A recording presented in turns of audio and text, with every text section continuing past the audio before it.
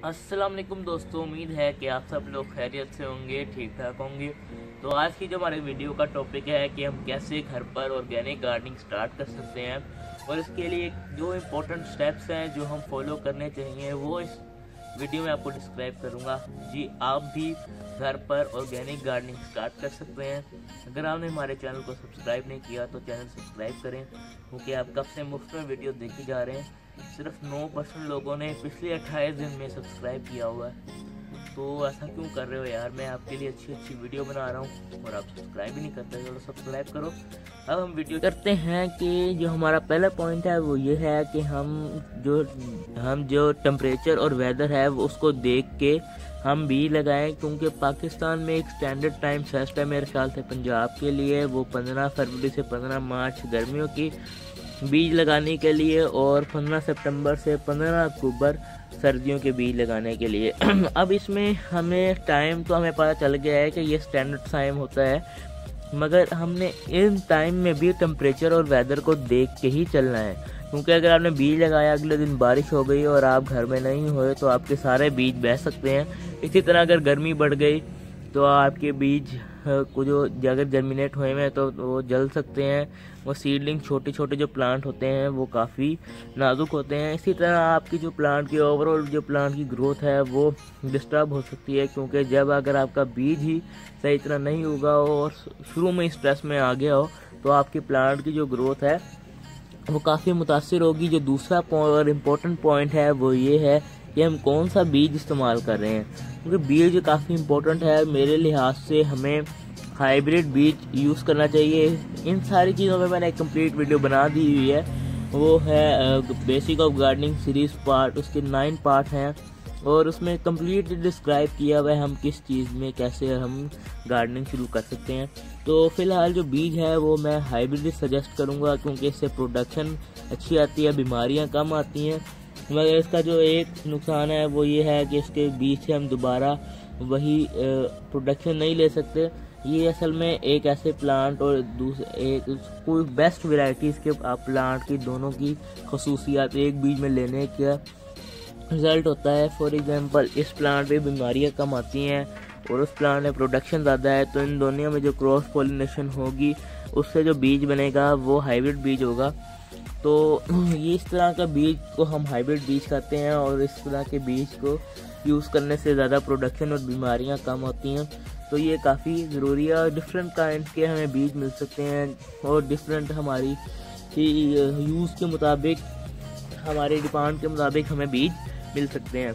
तो मैं हाइब्रिड बीज ही सजेस्ट करूँगा। जो तीसरा पॉइंट है वो है कंटेनर, क्योंकि कंटेनर का काफ़ी अहम रोल होता है किसी प्लांट की ग्रोथ में। अगर आप कंटेनर गार्डनिंग या अपनी रूफ टॉप गार्डनिंग कर रहे हैं तो, वरना ज़मीन में तो जितनी मर्जी इनको स्पेस मिले, काफ़ी जितनी स्पेस मिले अच्छा है, क्योंकि कंटेनर हमारे पास लिमिटेड साइज़ के ही होते हैं।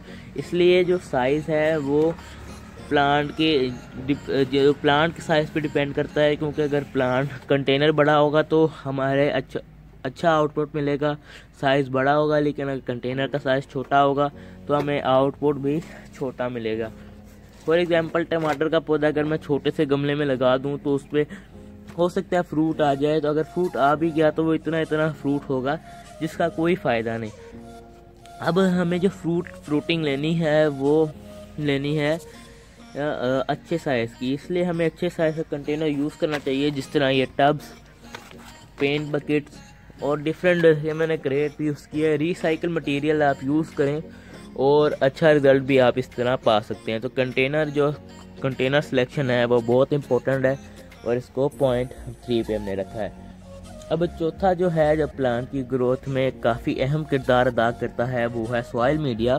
सॉइल मीडिया में हम 2 तरह की सॉइल मीडिया बना सकते हैं। एक तो हम केमिकल यूज़ करें, मगर हमने केमिकल घर में यूज़ नहीं करना, तो हम जो सॉइल मीडिया बनाएंगे वो क्योंकि हमारे पाकिस्तान की मिट्टी काफ़ी ज़रख़ेज़ है, तो इंडिया वगैरह की जो एरिया है एशिया उसकी मिट्टी काफ़ी ज़रख़ेज़ है, तो आप मिट्टी लें और उसमें एक हिस्सा गोबर की खाद या कोई भी आप खाद मिलाना चाहें वो मिलाएं और अपने बीज या जो भी आपकी पनीरी है वो ट्रांसप्लांट कर दें। तो आपकी जो प्लांट की ग्रोथ है वो आपको इतनी अच्छी मिलेगी कि आप सोच भी नहीं सकते क्योंकि बाहर के मुल्कों में उनकी मिट्टी इतनी ज़रखेज़ नहीं है, इसलिए वो डिफरेंट चीज़ें यूज़ करते हैं। मगर हमारे जो यहाँ की मिट्टी है वो काफ़ी ज़रखेज़ है, इसकी वजह से हमें काफ़ी अच्छा रिज़ल्ट मिल जाता है कंटेनर्स में भी और बगैर ज़्यादा चीज़ें मिलाए।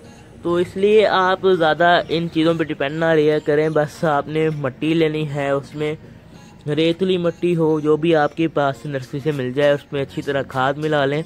और अगर उसमें ड्रेनेज का सिस्टम अच्छा नहीं है तो थोड़ी सी रेत मिला लें और आपकी जो पोटिंग मिक्स है वो तैयार हो जाएगी और वो आपके प्लांट के लिए काफ़ी ज़बरदस्त रहेगी। और जो हमारा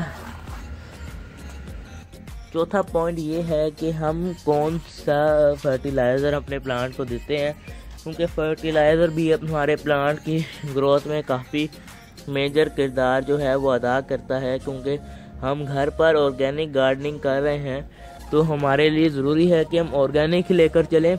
लेकिन ऑर्गेनिक में भी लोग गलती ये करते हैं कि या तो ज़्यादा फर्टिलाइज़र दे देते हैं या फिर वो फर्टिलाइज़र देते हैं जिसकी प्लांट को ज़रूरत ना हो। और ऐसा जिस तरह अगर हम इनको अभी ज़्यादा फर्टिलाइज़र दे दें तो यानी कि गोबर की खाद डाल दें, प्लांट हमारे सड़ सकते हैं क्योंकि वो काफ़ी ज़्यादा गर्म होता है। लेकिन अभी सर्दी चल रही है, हो सकता है इतना ना सड़े, मगर अगर हम गर्मी में डाल देंगे गोबर की खाद तो आपके प्लांट का तहस नहस होने से कोई नहीं बचा सकता, क्योंकि वो काफ़ी गर्म होती है। इसलिए आपने जो ऑर्गेनिक खाद देनी है वो 15 से 20 दिन बाद आपने अपने प्लांट में खाद डाल देनी है, या फिर आप इसको लिक्विड फर्टिलाइज़र के तौर पर डाल सकते हैं। जो कंपोस्ट टी मैंने आपको बनाना सिखाई थी वो आप यूज़ कर सकते हैं, या फिर आप हर 15 से 20 दिन बाद खाद दे सकते हैं। अभी मैंने इनसे 15 से 20 दिन पहले इनको खाद दी थी, लेकिन अभी बारिश हुई है इसलिए मिट्टी काफ़ी गीली है, इसलिए जब मैं थोड़ी देर बाद खाद दूंगा उसके बाद उसकी गोडी भी करूँगा। तो अगला जो हमारा इम्पोर्टेंट पॉइंट है वो गोडी करना है, क्योंकि हम गोडी करने से हमारे प्लांट में एरेशन का सिस्टम काफ़ी अच्छा और ड्रेनेज का सिस्टम काफ़ी अच्छा बना रहता है, जिससे रूट की ग्रोथ काफ़ी अच्छी रहती है। अब डिफरेंट गमलों में डिफरेंट जो हमारे पोट्स हैं उसमें डिफरेंट जो ड्रेनेज का सिस्टम हो सकता है, क्योंकि प्लांट की ग्रोथ पे ये भी डिपेंड करता है। कि देखें यहाँ पे मैंने काफ़ी सारा पानी निकाल दिया था, बारिश का पानी इकट्ठा हुआ था, लेकिन अभी भी इसमें थोड़ा थोड़ा पानी इकट्ठा है। बाकी प्लांट्स बाकी गमलों में निकाल दिया था, उनका सूख चुका है। अब ये कुछ ड्रेनेज का सिस्टम होता है। तो बाकी हम गोडी करने से एरेशन का सिस्टम अच्छा बनता है, उसकी जो रूट्स की डेवलपमेंट है वो काफ़ी अच्छी होती है। और ड्रेनेज होल आपने कंटेनर में ज़रूर बनाने हैं, क्योंकि कंटेनर में अगर आप ड्रेनेज होल नहीं बनाएंगे तो कुछ मेरे ख्याल से इसी तरह का हाल होगा।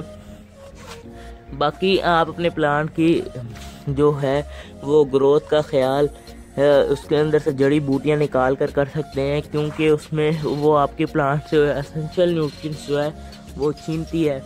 और एक और जो सबसे इम्पोर्टेंट पॉइंट है वो है वाटरिंग आपने डिफरेंट प्लांट और डिफरेंट स्टेजेस के मुताबिक आप इसको करते हैं, क्योंकि अगर गर्मी में तो रोज़ पानी दिया जाता है लेकिन आप ज़्यादा पानी डाल देते हैं। लेकिन जब आपका प्लांट फ्लावरिंग और फ्रूटिंग स्टेज पे होता है तो आपने पानी इतना नहीं देना। अगर बारिश की वजह से पानी पड़ जाए तो कोई बात नहीं, मगर आपने खुद इसको ज़्यादा पानी नहीं देना। आप देखें इसमें फ्लावरिंग और फ्रूटिंग आई हुई है, इसलिए मैं इसको ज़्यादा पानी नहीं दे रहा। अभी 2-3 दिन पहले बारिश हुई है जिसकी वजह से मिट्टी आपको गीली नज़र आ रही है, मगर मैं इनको इतना पानी नहीं दे रहा क्योंकि ये फ्लावरिंग पे आ गए हैं।